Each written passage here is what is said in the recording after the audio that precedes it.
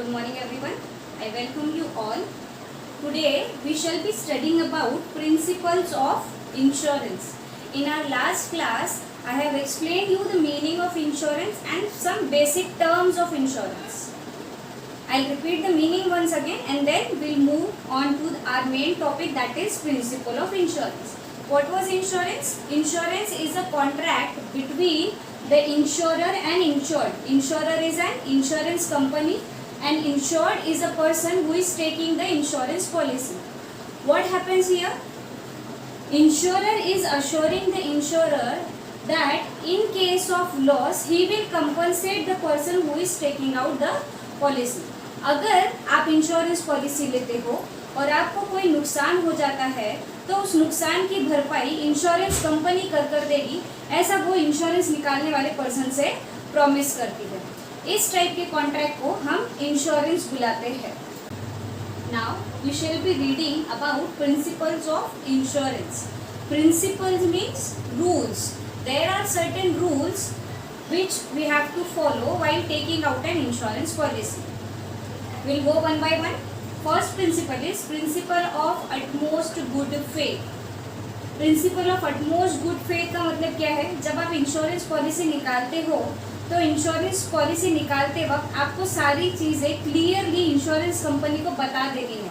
जो सवाल आपसे इंश्योरेंस कंपनी करती है वो सवालों के जवाब आपको ट्रू सेंस में कंपनी को बताना पड़ेगा. Principal of utmost good faith कहता है कि मान लो मैं इंश्योरेंस कंपनी हूँ और आप इंश्योरेंस निकालने वाले वो पर्सन हो, तो ना मैं आपसे कुछ छुपाऊँ ना आप मुझसे कुछ छुपाओ. अगर ऐसा कुछ होता है तो at the time of damage insurance company आपको क्लेम पे नहीं करती. Principle of utmost good faith कहता है कि there should be clear crystal information between both the parties, between the insurer and the insured. कोई भी हिडन इंफॉर्मेशन किसी भी पार्टी की तरफ से नहीं होनी चाहिए, क्योंकि ऐसा होने पर आपको क्लेम नहीं मिलता, आपको कंपनसेशन नहीं दिया जाता. Second principle is insurance principle of insurable interest. Insurable interest का मतलब क्या है? आप जब इंश्योरेंस पॉलिसी निकाल रहे हो तो आपको किसी ऐसे चीज़ के लिए इंश्योरेंस पॉलिसी निकालनी है जो ऑलरेडी एग्जिस्ट करती है. जैसे फॉर एग्जांपल मैं आज अपने गाड़ी का इंश्योरेंस निकाल रही हूँ तो मेरी गाड़ी एग्जिस्ट करनी चाहिए. मेरे पास गाड़ी ही नहीं है और मैं इंश्योरेंस निकाल रही हूँ, ऐसा नहीं होगा, क्योंकि इंश्योरेंस निकालने के पहले इंश्योरेंस कंपनी आपका जो सब्जेक्ट मैटर है उसको आके वेरीफाई करती है. ये बोलता है इंश्योरेंस पॉलिसी तभी निकालनी चाहिए जब उस चीज़ में आपका इंश्योरेबल इंटरेस्ट हो, यानी उस चीज़ का नुकसान होने पर आपके ऊपर लॉस का बर्डन आ सकता है, ऐसे ही चीज़ों का हम इंश्योरेंस निकालते हैं. So the subject matter must exit eight the time of taking insurance policy is principle of insurable interest. जब आप पॉलिसी निकालोगे तो आप ऐसी ही चीज़ों का इंश्योरेंस निकालते हो जिसके नुकसान होने से आपके जेब से कंपनसेशन जा सकता है, आपकी जेब पर असर पड़ सकता है. Third one is principle of indemnity. Indemnity यानी भरपाई कर देना. ठीक है, इंश्योरेंस कंपनी क्या करती है? It is a contract between the insurer and insured that the insurance company will pay compensation in case of loss.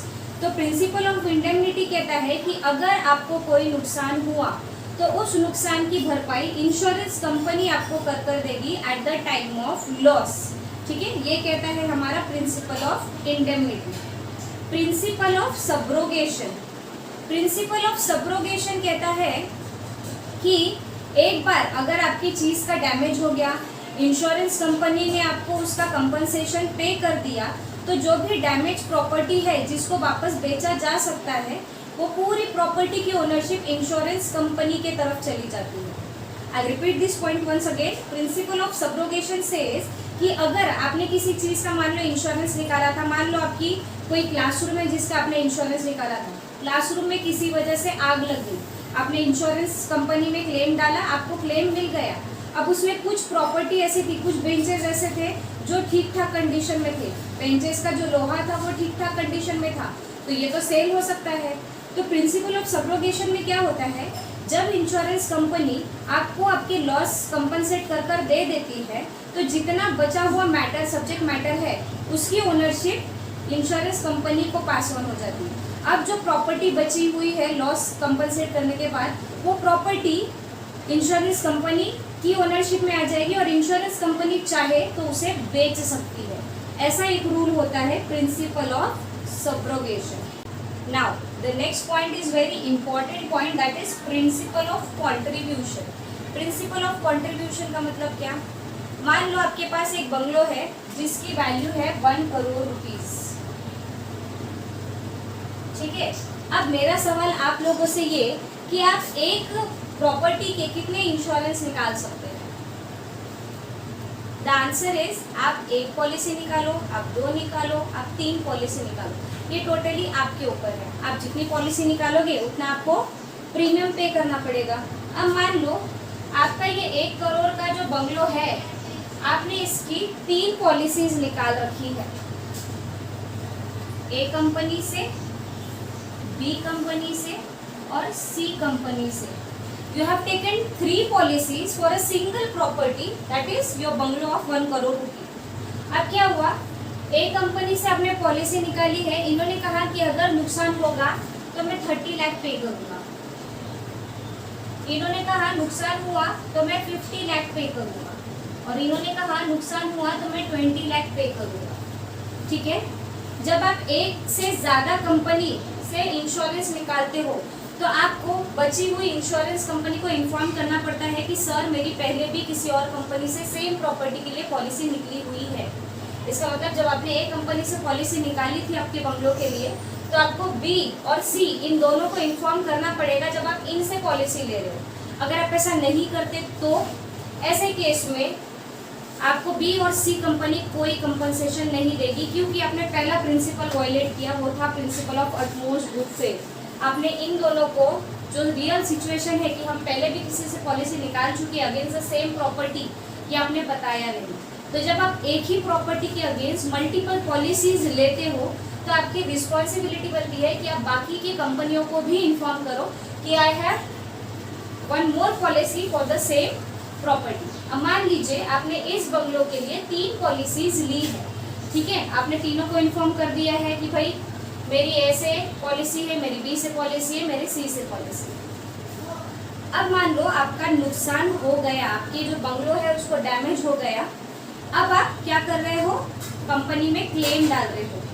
आपका डैमेज हुआ है फॉर एग्जाम्पल 20 लाख रुपीज का, आपका जो डैमेज हुआ है वो 20 लाख रुपीज का। अब सवाल ये कि 20 लाख रुपए भरेगा कौन, ठीक है। तो जब, क्योंकि आपने मल्टीपल पॉलिसीज निकाल रखी है, तो इट इज योर चॉइस कि आप किससे कंपनसेशन लेना चाहते हो। आप चाहो तो बोलो सी को कि भाई आप ही पूरा कंपनसेशन दो, ये पॉलिसी आप चालू रहने दें, या तो आप ए को अकेले को बोलो कि आप कंपनसेट करके दो, ये पॉलिसी चालू रखो, या तो आप तीनों कंपनी को बोल सकते हो कि आप थोड़ा थोड़ा सभी कंपनसेशन प्रोवाइड करें। इस टाइप के रूल को कहते हैं principle of contribution, where more than one company is contributing towards your loss, ठीक है। पर ये चॉइस टोटली हमारी रहेगी कि हम किसे कहते हैं लॉस कंपनसेट करने के लिए। मान लो हमारा जो डैमेज है वो हुआ 50 लाख, हमारे पास 3 पॉलिसी है, एक 30 लाख पे करेगा, एक 20 लाख पे करेगा, एक 50 लाख पे करेगा। अब अगेन ये हमारी चॉइस है कि हम किससे लॉस कंपनसेट करने के लिए बताते हैं, ठीक है। हम चाहे तो बी को कह सकते हैं कि आप पूरा लॉस कंपनसेट कर दीजिए, या फिर हम ए और सी को कह सकते हैं कि आप पूरा लॉस कंपनसेट कर दीजिए। यहाँ पर क्या कर रहे हैं, the insurance companies are contributing, कॉन्ट्री कर रहे हैं किस चीज में, लॉस कंपनसेट करने में। तो जब कोई कस्टमर मल्टीपल पॉलिसी लेता है टुवर्ड्स अ सिंगल प्रॉपर्टी, ऐसे केस में इंश्योरेंस लेने वाला पर्सन किसी भी इंश्योरेंस कंपनी से कह सकता है कि आप मेरे लॉस को कंपनसेट कर दीजिए। जब भी कोई इंश्योरेंस कंपनी आपका लॉस कंपनसेट कर देगी, इसकी भी इंफॉर्मेशन आपको बाकियों की कंपनी को इन्फॉर्म करनी पड़ेगी। मान लो जो 50 लाख का अभी आपको लॉस हुआ है, तो अभी ये 50 लाख पूरा बी कंपनी ने पे कर दिया। इसने प्रॉमिस कितना किया था, मैं 50 लाख दूंगा, दे दिया। अब इसके बाद अगर नुकसान हुआ तो इसके बाद का नुकसान आपको ए और सी कंपनी कंपनसेट कर देगी। Moving on to our sixth principle of insurance, that is principle of mitigation of loss. Mitigate करना यानी मिनिमाइज करना, ठीक है। अब ये पॉइंट क्या कहता है, ये कहता है कि भले आपने इंश्योरेंस निकाल रखा हो, इसका मतलब ये नहीं है कि आप अपने प्रॉपर्टी को डैमेज करो क्योंकि आपको क्लेम मिलने वाला है। No, that is wrong. Insurance company कहती है कि जब आप इंश्योरेंस पॉलिसी निकाल रहे हो तो ये आपकी जिम्मेदारी बनती है कि आप भी अपने तरफ से कोशिश करो कि आप अपने लॉस को क्या करो, मिनिमाइज कर सको, ठीक है। जैसे एक एग्जांपल ले लेते हैं, अगर मैंने एक्सीडेंटल इंश्योरेंस ले रखा है खुद का, तो क्या इसका मतलब यह है कि मैं खुद का एक्सीडेंट जबरदस्ती करवाऊँ, खुद को डैमेज करूँ ताकि मुझे इंश्योरेंस कंपनी से पैसा मिले? नो, डैमेज होगा तो मेरे बॉडी को डैमेज होगा, जो डैमेज पैसों से रिपेयर कुछ हद तक ही होगा, पूरी तरीके से नहीं। जब अगर आप इमेजिन करो कि जब हम कोई पेपर क्रम्पल करते हैं, मोड़ते हैं और बाद में उसको सीधा करते हैं, तो क्या वो उसी कंडीशन में आ जाता है जैसे वो पहले था? नहीं, ठीक है। तो इंश्योरेंस कंपनी भी यही कहती है कि जब आप इंश्योरेंस पॉलिसी निकाल रहे हो उस समय आप भी अपने तरफ से कोशिश करो कि आप किसी भी तरीके से अपना लॉस मिनिमाइज कर सको। भले आपको इंश्योरेंस कंपनी पैसा तो पे करेगी eight the time of loss, but जो डैमेज एक चीज को हो जाता है वो चीज वापस उसी कंडीशन में नहीं पहुंचती जैसे वो पहले थी।